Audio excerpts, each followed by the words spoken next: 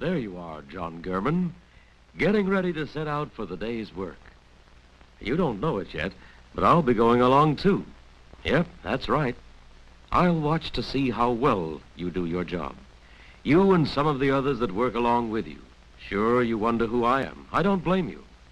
Let me tell you, I'm that voice inside you you've heard before, even when you were a kid.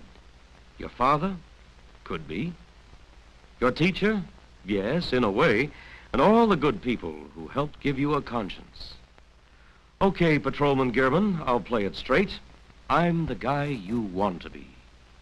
You're a real career cop, aren't you? Everything's going well at the department.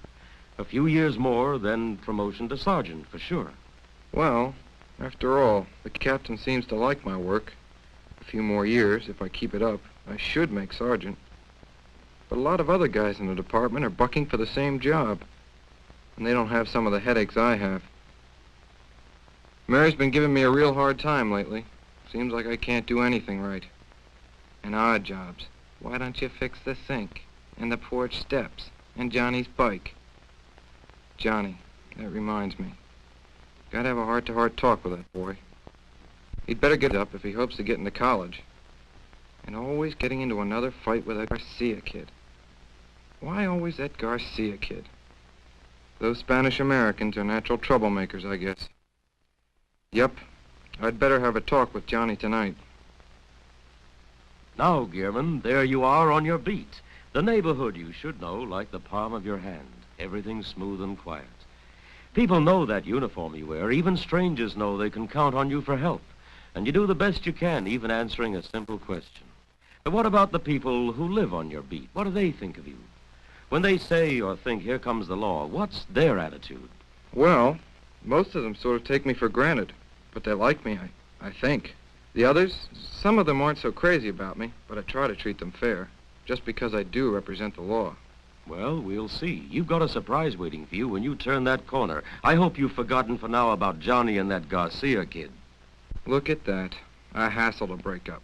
Another Spanish-American kid. Man, they're sure troublemakers. I should let them get pasted good.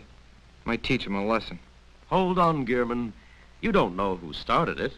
And why do you think he might have a knife? He's only a kid. You're treating him like he's Murder Incorporated. Putting him down in front of his neighbors, too.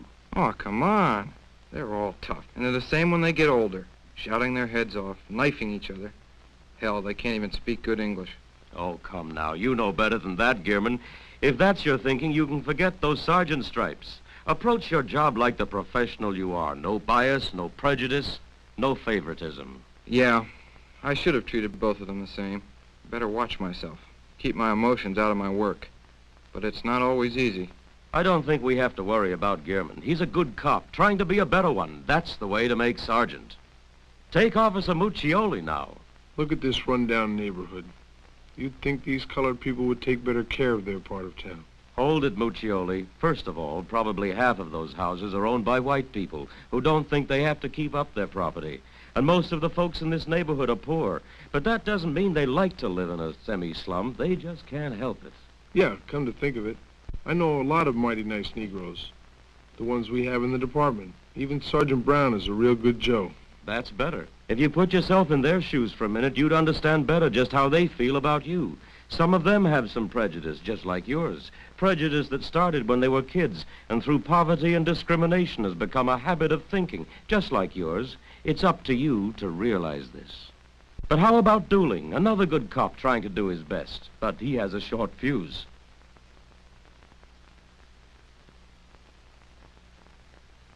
There you go, Dooling. You sure caught that one right in the act. Bad enough passing a stop sign, but now he adds a speeding violation. Let's go.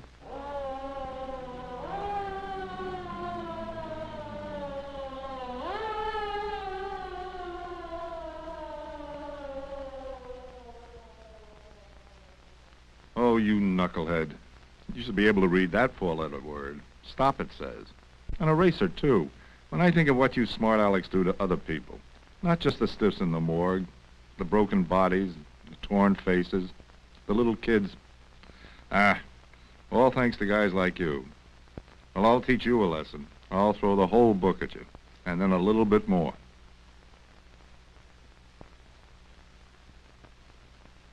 Hold it, Dooling. I know how you feel. Sure, the fellow was wrong. He admits it, and he was endangering himself and others. He'll know it when he stops to think. But that's no excuse for you to flip. That uniform you're wearing, it's not a license to act like an avenging angel. It's a responsibility to live up to. Of course he broke the law, and he ought to pay for his mistake. But that doesn't mean you can push him around. Play it cool, Dooling. Let's go back and try it again. Same guy, same violations.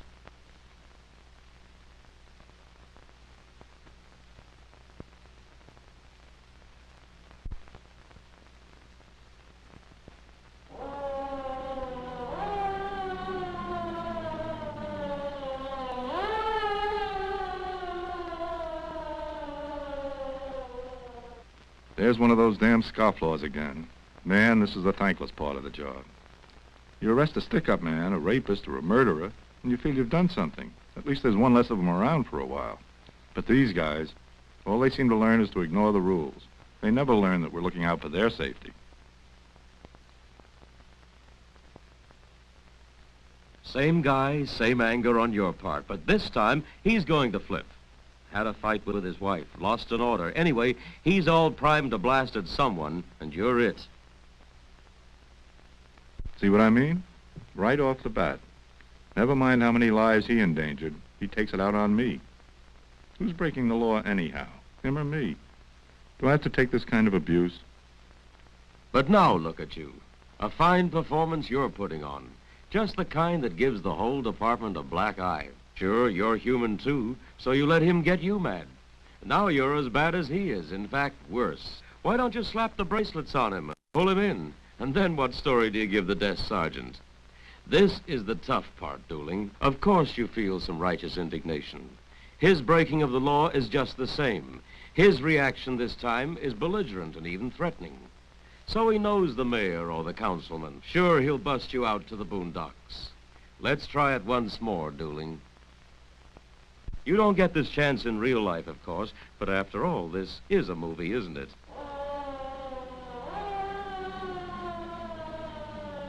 These rich characters and their fast wheels. Where do they learn to drive anyhow?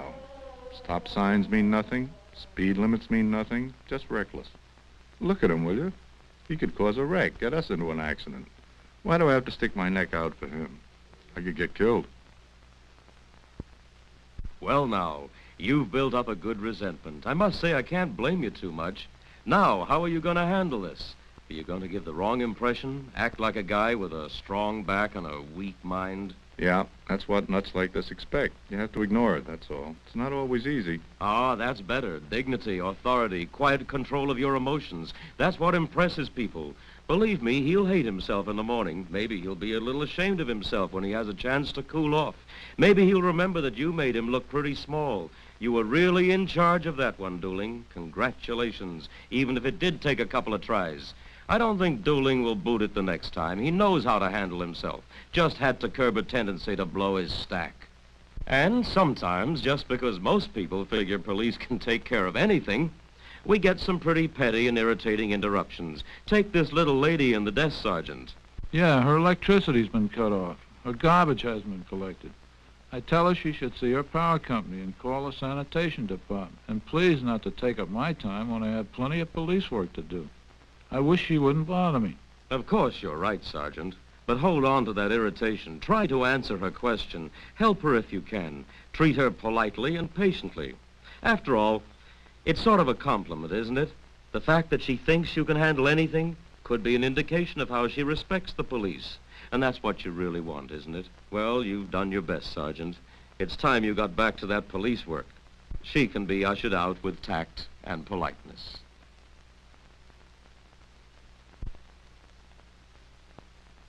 But thank goodness, sometimes, mixed in with the headaches, there's a chance to be a hero in the community.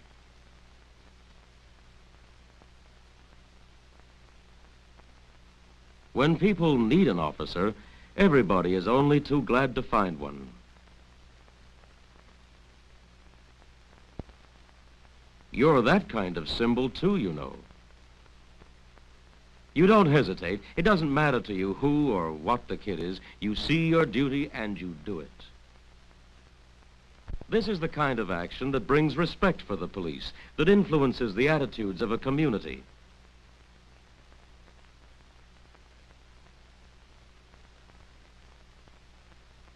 Keep in mind, most people are on your side, trust you, respect you, depend on you. Same idea here, officer. A neighbor's complaint and a radio call brought you into this.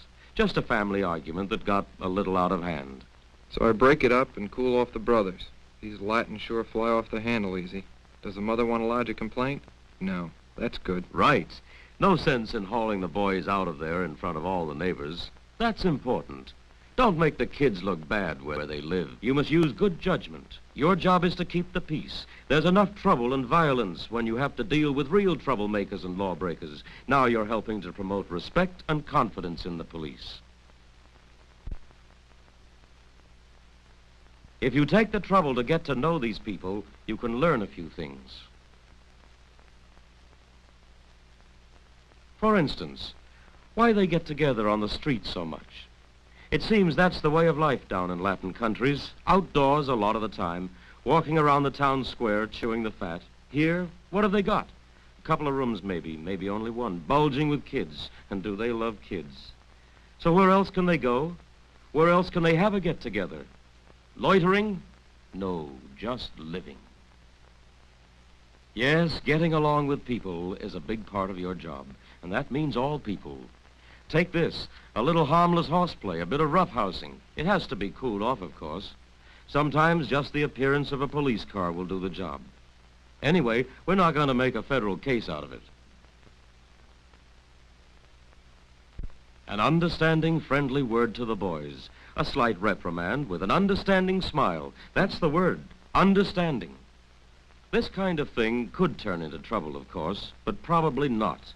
You could pull them in for loitering or some other minor charge, but what would that accomplish? Attaboy, a little tolerant understanding when no real crime is being committed is a pretty good rule. But sometimes things heat up a bit. This time a crime, stealing hubcaps. A guy caught in the act with a potentially dangerous weapon. Of course you have to disarm him and subdue him, but just a moment.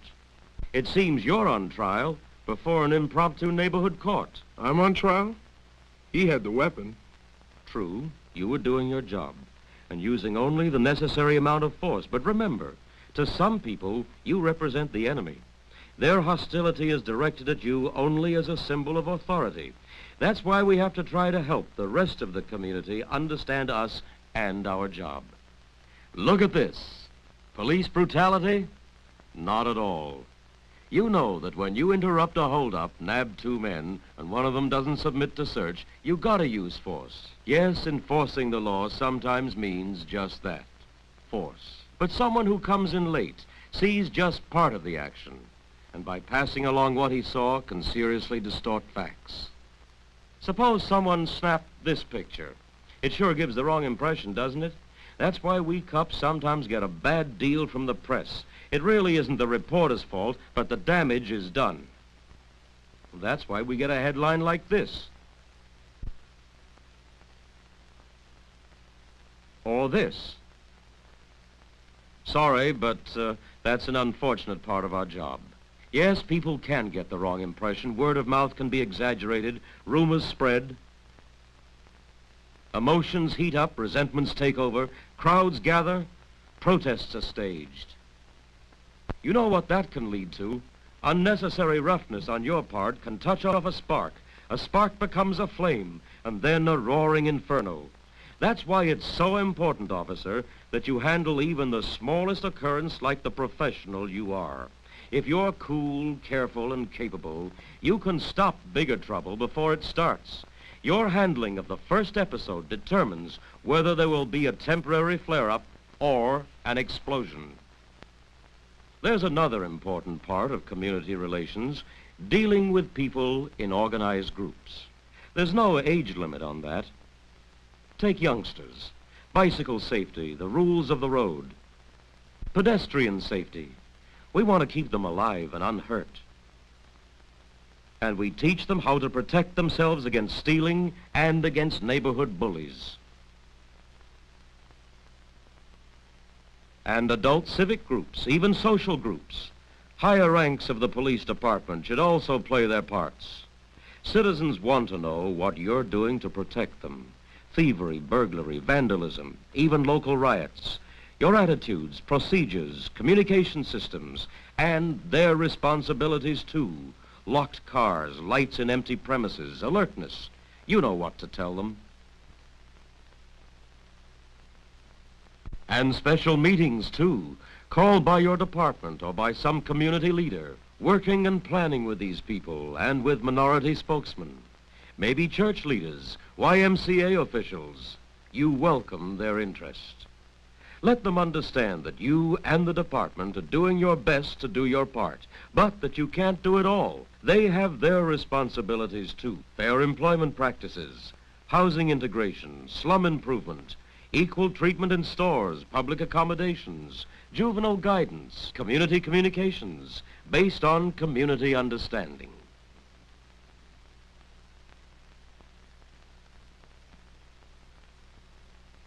All right, men, let's get on with the roll call.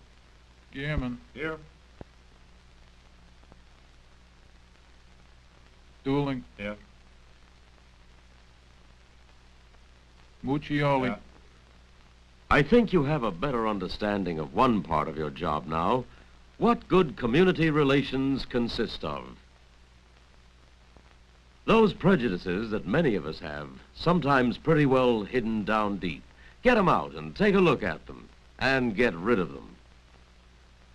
Sanchez. Yeah. Kelly. Yeah. Glagowski. Yeah. Those personal problems and difficulties, don't bring them along on your job. Try to solve them yourself. Don't take them out on some well-meaning citizen. And those citizens who have problems of their own and try to take them out on you, don't flip your lid with them, or you'll be as bad as they are. Swenson. Yeah. Cohen. Yeah. A cry for help, an accident, an overt crime. Well, you've been trained to cope with those situations. It's the more complicated ones you have to watch out for. Yes, each separate individual one of you is the police department. That uniform you wear demands the very best that's in you, and it's your responsibility to do it proud. Remember, cool, confident, in charge every minute, but also understanding, tolerance, consideration. They're also part of the job. We're all counting on you. Klaus. Yeah. Jones. Booker T. Yeah. And just plain Jones. Present. There's one in every crowd.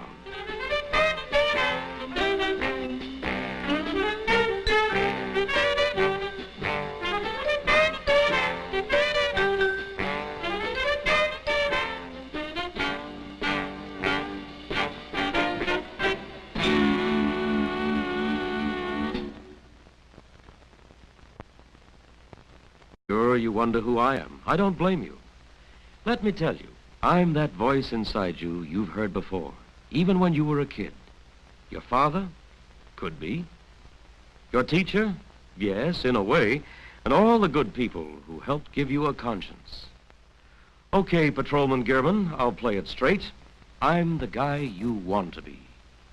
You're a real career cop, aren't you? Everything's going well at the department. A few years more, then promotion to sergeant, for sure. He'd better get up if he hopes to get into college. And always getting into another fight with that Garcia kid. Why always that Garcia kid? Those Spanish Americans are natural troublemakers, I guess. Yep, I'd better have a talk with Johnny tonight. Now, Gearman, there you are on your beat. The neighborhood you should know like the palm of your hand. Everything's smooth and quiet. People know that uniform you wear. Even strangers know they can count on you for help. And you do the best you can, even... Well, after all, the captain seems to like my work. A few more years, if I keep it up, I should make sergeant. But a lot of other guys in the department are bucking for the same job. And they don't have some of the headaches I have. Mary's been giving me a real hard time lately. Seems like I can't do anything right. And odd jobs. Why don't you fix the sink? And the porch steps? And Johnny's bike? Johnny, that reminds me. Gotta have a heart-to-heart talk with that boy. Answering a simple question. But what about the people who live on your beat? What do they think of you? When they say or think, here comes the law, what's their attitude? Well, most of them sort of take me for granted, but they like me, I think. The others, some of them aren't so crazy about me, but I try to treat them fair, just because I do represent the law. Well, we'll see. You've got a surprise waiting for you when you turn that corner. I hope you've forgotten for now about Johnny and that Garcia kid. Look at that. I hassled a